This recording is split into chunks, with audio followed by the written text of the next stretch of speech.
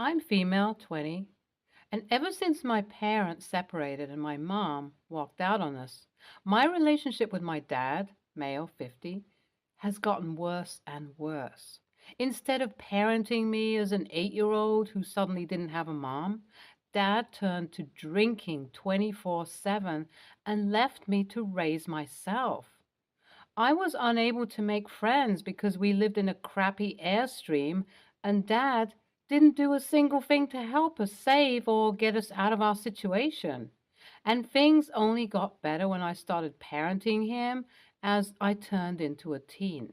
I did all the chores and housework and slowly introduced my father to AA through a friend of mine in school. That slowly allowed him to get out of a rut and start providing for us financially, and that's pretty much all I can view him as, a financial caregiver. While both of us have tried, there hasn't been any way for us to build a proper bond, and Dad never tried to apologize for his behavior when I was a kid or even talk about that period of our lives. Thankfully, my grandparents have always been there to support me. Once they knew how bad things were for me and Dad, they moved across states and helped me feel less pressured by the responsibilities I had. Although they knew the full story and have called Dad out on his behavior, it hasn't changed his attitude. Even after facing flack from his parents, Dad still won't talk about how he went wrong. At this point, it's just how he is, and both I and my grandparents know that. They try and make up for it by, actually being there for me and forming a proper bond with me, unlike Dad. 2 years ago, my dad started dating someone from his work who had a son my age. Eventually, he got married to Laura, female, 52, and her son Kent, male, 20, was my new stepbrother. From the get-go, I didn't get along with either of them, since both of them viewed me as a villain for not being super close with my dad. They weren't there when things were tough, and Dad gave him a different picture of how things were. So that generated a ton of friction between us. I genuinely felt thankful when I moved out for college, since it meant that my interactions with my new stepmom and stepbrother were at a minimum. I threw myself into campus life, made a ton of friends, and even started earning money through part-time jobs in my quest to be as independent as possible. However, my dad still paid for my college fees, and that was something I wouldn't be able to cover even with my side hustles. My grandparents were the only people I regularly spoke to from my family, and I visited them and spoke to them way more often than Dad did. During my semester breaks, I would usually go spend time with my grandpa or just pop in for weekends with Dad. Kent was off to college as well, so I rarely saw him around the house. But Laura was always there to make my time at Dad's place kind of icky and awkward. She was always pushing me to see my dad's side of things and expected us to become a picture-perfect blend family with no issues. The last time I visited, though, the whole house had some nervous energy.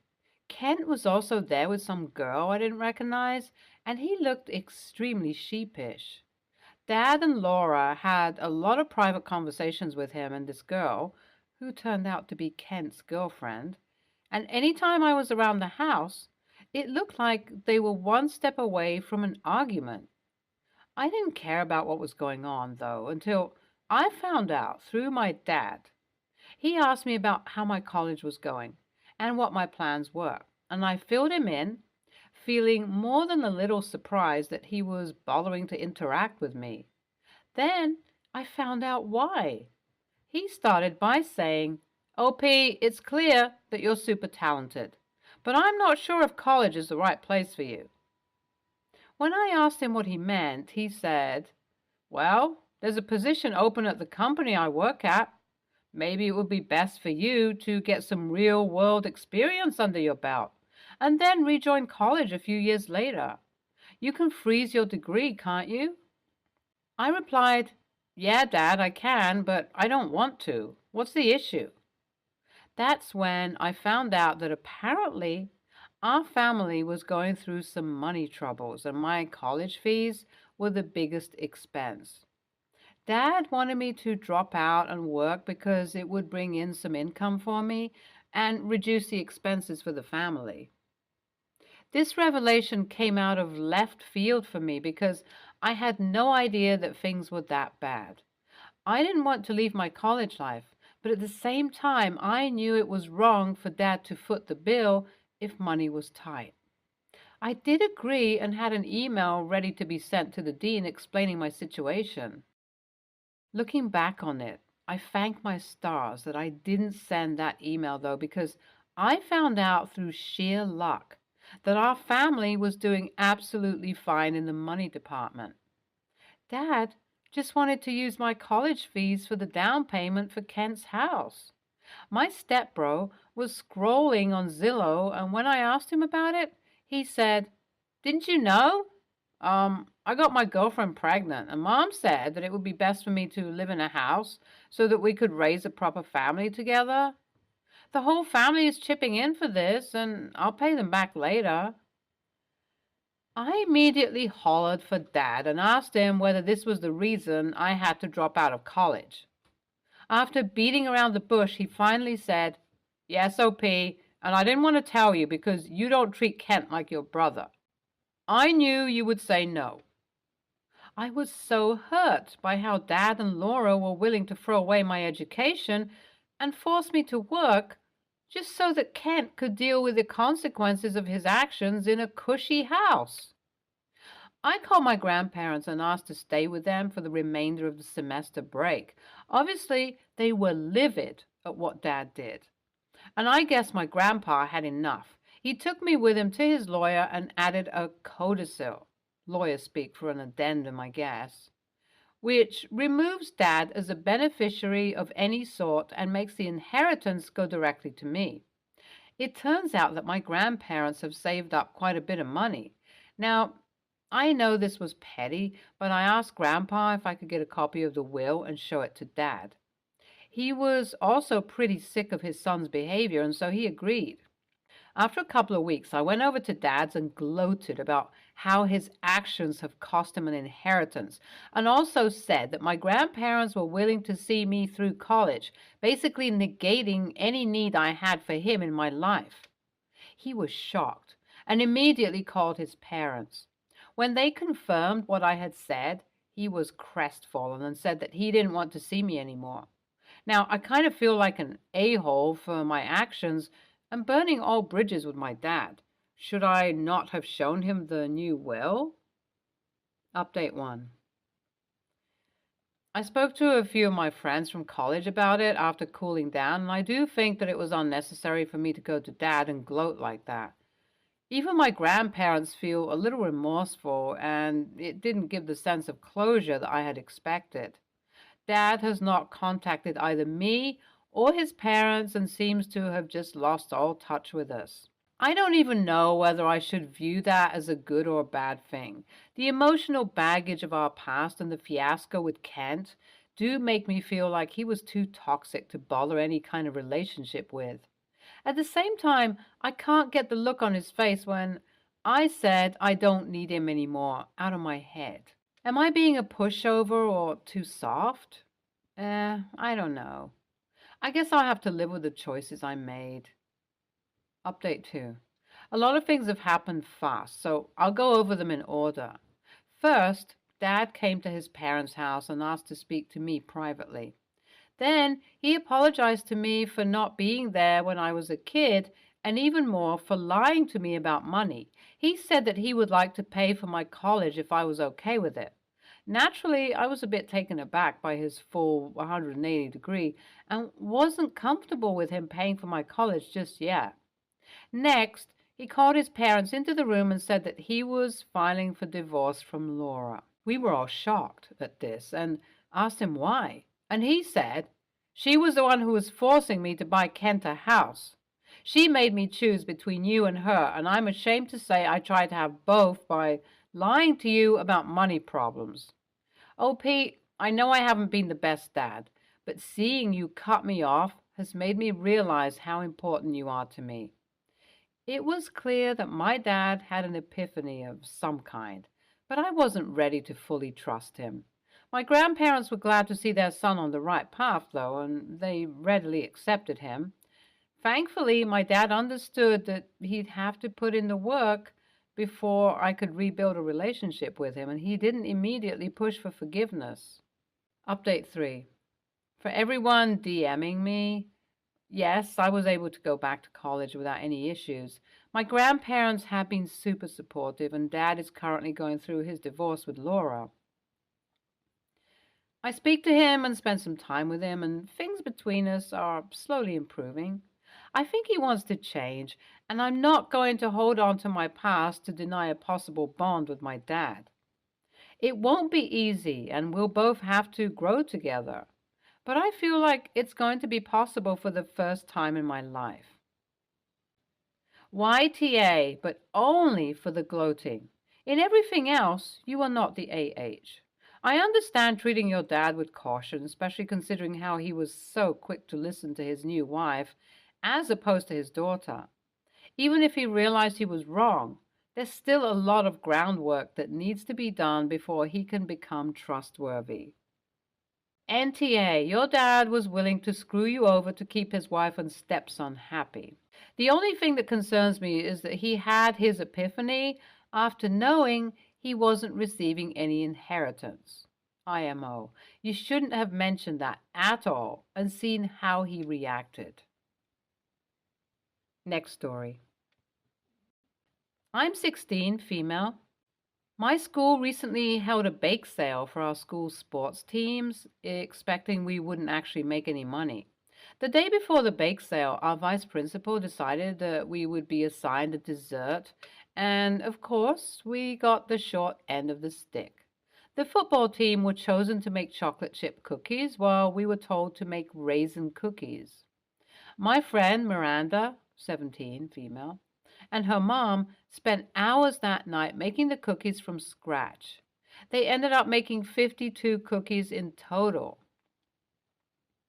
Being that we were chosen to make raisin cookies, nobody bought anything we made, and so we made no money. Our school sports funding is to be split equally among all the teams, but 90% of it goes towards the football team. The vice principal and all the teams agreed we would get 50% of the profit we made from the bake sale, and the rest would go towards a local charity. This bake sale was a way for us to pay for our next going away game. Initially, we were all going to make different things. But of course, our vice principal did what she did, and we made no money. I knew this was going to happen, so at the end of the school day, I took all the cookies Miranda made and started selling them around my neighborhood, priced $1 each. 30 people bought cookies, and my dad gave me $12 just for the rest of the cookies. They took me 4 hours to sell. The next day at practice, I gave Miranda $15 and put the rest towards our trip. At lunch, we were all talking about how Miranda can make other desserts and how we can go around selling them in our neighborhoods, which can probably pay for our whole trip, and how we don't need to pay the school at all. Of course, one of the football guys overheard us and reported us to the vice principal. She later called us into her office and told us if we didn't hand over 50% of the money to charity, our team wouldn't be allowed to play in our next game. I told her no, and that she was the reason we didn't make any money in the first place, and if she let us keep our original plans, we would have made more money. She told me how dare I speak to her that way, and if I didn't hand over the money, she would call the police and our parents for theft. But I still insisted no. We had to stay at our school till our parents came, and she had the school officer stand behind us the whole time we ended up handing all the money over, and not 50%. And we were told our team was suspended from playing until further notice, and that I was to attend Friday detention for a week. That night, my mom screamed at me about how I was entitled, disrespectful, and needed to grow the frick up. I just ignored her as usual. I texted Miranda that night apologizing, and she told me what I did was kind of rude. So, AITA? Edit. Thank you for the advice, everyone. After talking with my dad and Miranda, I came to the realization that me yelling at the vice principal wasn't going to solve any issues, and I was only making things worse. I should have handled this better. So that's my fault. On Monday, I'm going to apologize and let this go. Everyone is saying go to the local news station and things like that. But this is quite a small issue, so I'm only encouraging Miranda to go to the school board about the vice principal taking her money away.